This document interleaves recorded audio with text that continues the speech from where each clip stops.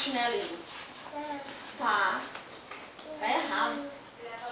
Tá errado. Tira e põe o outro do outro. Tira e põe de novo. Guarda a roupa dela, mamãe. Depois a gente lá. Depois da próxima vez ela leva. Dá, chega de chupeta. Nossa, tão nervoso de ser chupeta. Dá pra vovó pegar a chupeta, tá? Acordou, filho? Não quer. Eu não vou acostumar ele com essa chupeta. Tá errado. Eu lavei o negócio lá Errado, pra é no água outro. pra eles. Tá limpinho. Tá ali os carrinhos, Sobrinho. Tá ali? Quer já Será que tá? limpar o bicho lá? Vamos ver se já coloca lá. Fechado acho que cabe sim, eles não ficam bem... Ele tem bastante esse daí espaço. que Olha lado, ela, assim. mamãe, lá. Depois da próxima vez que ela vinha, ela leva. Deixa eu ver aqui lá em casa, no quarto.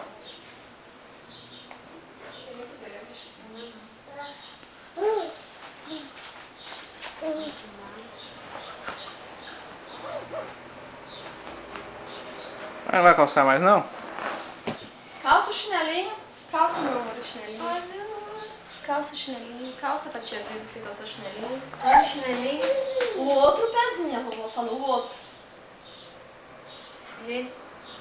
Não, no outro, meu Desse. filho. Aí.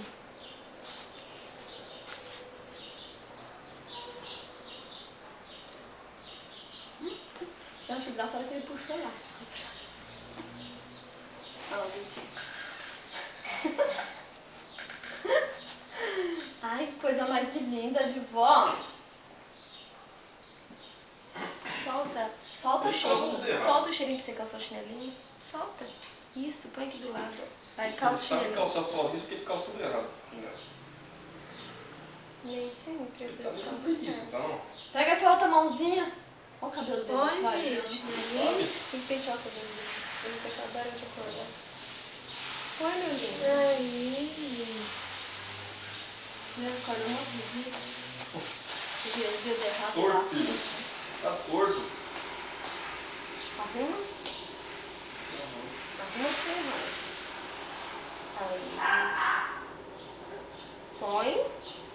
Não, meu amor, esse não pode apertar. Porque é o sensor. É, esse não pode, tá? O sensor. É, não pode, tá? Só o do vovô que pode? Aí, ó. Não, É? mas esse daqui é o sensor, o outro pode. Se ele apertar lá